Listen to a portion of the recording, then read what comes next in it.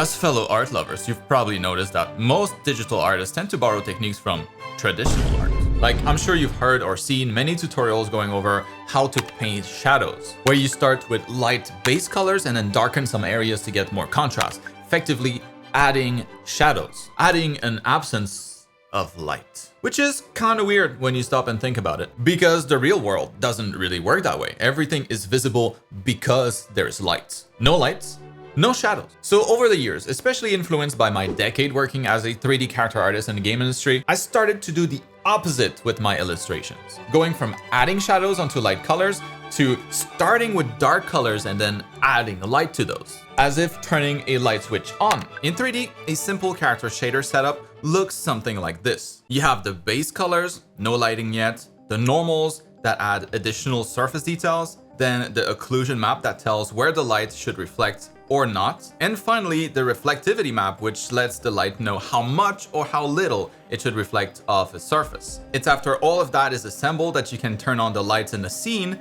to look at the final result. Here, it's the light that makes everything work. The light is the secret ingredient. If you've been a long-time subscriber, this probably sounds very similar to how I render my illustrations.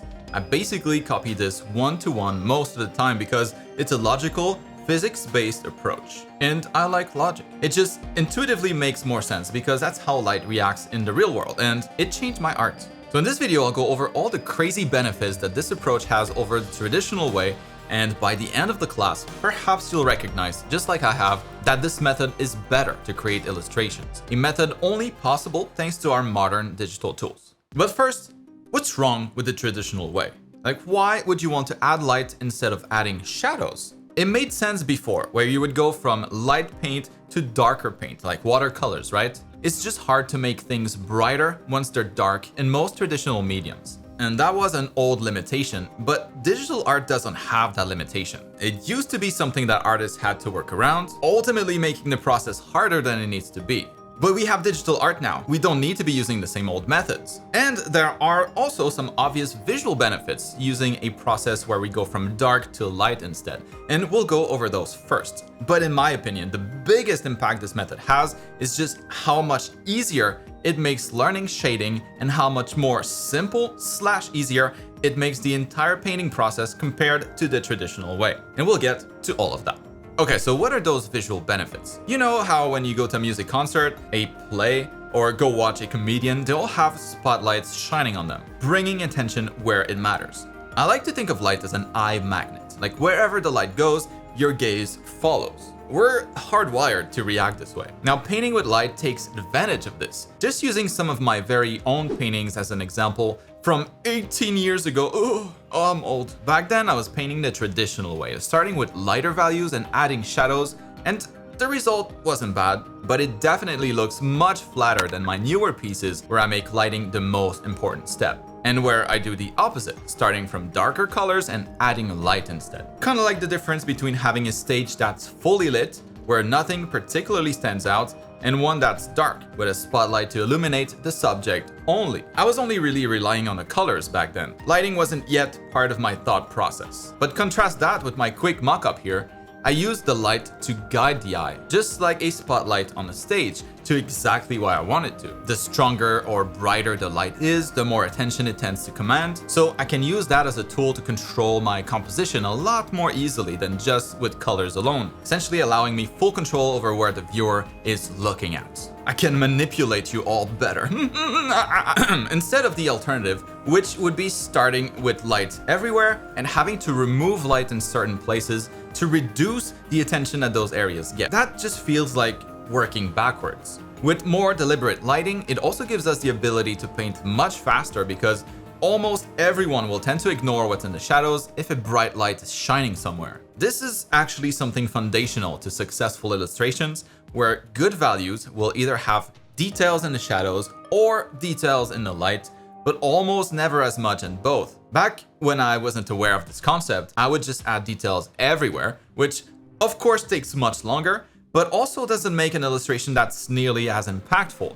So I spent more time and got less out of it. ugh. Meanwhile, good lighting will absolutely make a painting. You could take anything that looks average, but add good lighting and all of a sudden you got a winner. Light is like this magical ingredient that makes everything pop when it's done right. And everybody's eye is trained to recognize accurate lighting, whether you realize it or not. It's just what we see every day, all day long. So when you pair something fictional, like your art, to accurate physics-based lighting, everybody notices that combination. That's a unique blend that doesn't exist in real life. It's just a fictional illustration, but because of the lighting is well executed, it makes it seem like it could be possible. It gets past the uncanny valley. You just don't get that with bad lighting though, so it doesn't feel as impressive. Like my old art. It clearly looks like everything is fake. Doesn't mean that the painting is bad, but the world doesn't look like that. Real lighting doesn't look like that. So just from a biological standpoint, our eyeballs don't get as stimulated looking at this. And that's why games have looked so much better since they introduced PBR,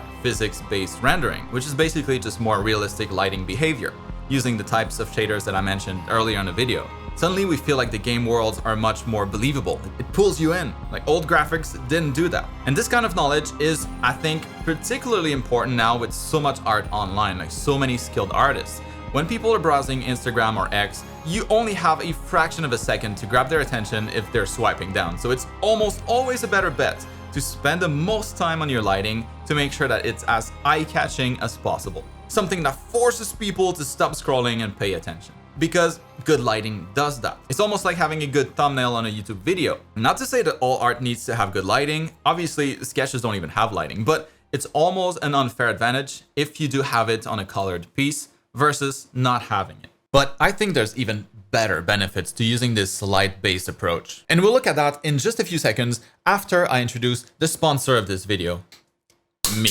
Now there's a lot more to go over when it comes to lighting. We're just scratching the surface here. It's such a complex topic, but that's something that we completely cover in my art education program, YTartschool for digital artists. You'll find a link to it in the video description with a video explainer going over all the deets, the full curriculum, including all 30 classes, hundreds of student reviews, and when you join, you'll get access to our private school Discord, lifetime access to all the content, as well as all future updates for free, a week-by-week study guide to take your hand through everything so you're never left wondering what to do next, and my guarantee that you'll be able to draw anything your mind can imagine once you've completed the program. It's still on sale for a few more days, but the sale is almost over. I don't want you to miss out on this if you've been considering it. There won't be a bigger sale until the end of the year. So check it out with the link down below, and if you're already a student like many of you watching are, thank you. It's thanks to you that I can make a living teaching what I love.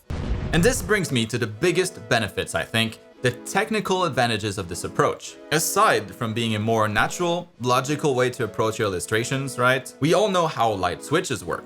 Lights off, dark. Lights on, bright. I find it's also a much easier concept for artists to understand and apply while painting digitally. I've taught thousands of students, and this is what has consistently worked the best. Everyone just seems to get it much faster than the old traditional approach. So when working on something like this, I'll have individual layers for each of my lights, often just two, like a main light source and a bounce light, maybe a secondary light source. And what's cool is you can approach this with the same logic, but in different ways. Like here, I started with darker base colors and added the brighter colors on top. Lights off, lights on.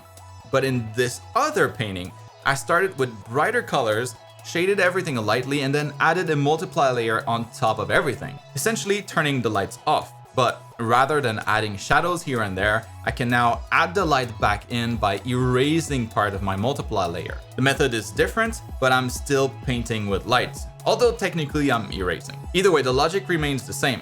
The light is the focus, not the shadows. The shadows are just what you get in areas where you don't paint the light.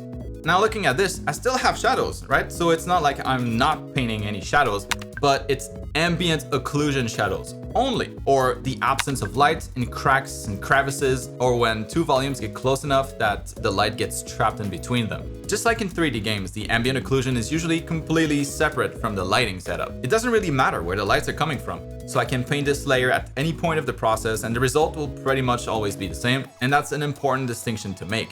Ambient occlusion shadows are separate from cast shadows. With this approach, we're just completely ignoring cast shadows because, again, we get those by default just painting the light. And because these steps are somewhat independent of each other, it means I can focus 100% of my attention on each one at a time. And that's obviously much easier to do compared to going right into painting, doing it all at once as if juggling 4 different balls, like I did in my video here where I was painting on a single layer. Breaking down the layers in a physics-based way instead is so much easier. Using the same analogy, it's like having a single ball to focus on at any time, not 4. And it's always what I would recommend to anyone trying to improve their illustration skills. Basically, until you can pretty much paint what you have in mind one-to-one, I would use this process. I show different variants on the channel, but essentially you'll want a base layer with your flat colors, a layer with ambient occlusion shadows, meaning no directional shadows, no cast shadows, then 1 or more layers for your lights, and another for the material reflectivity.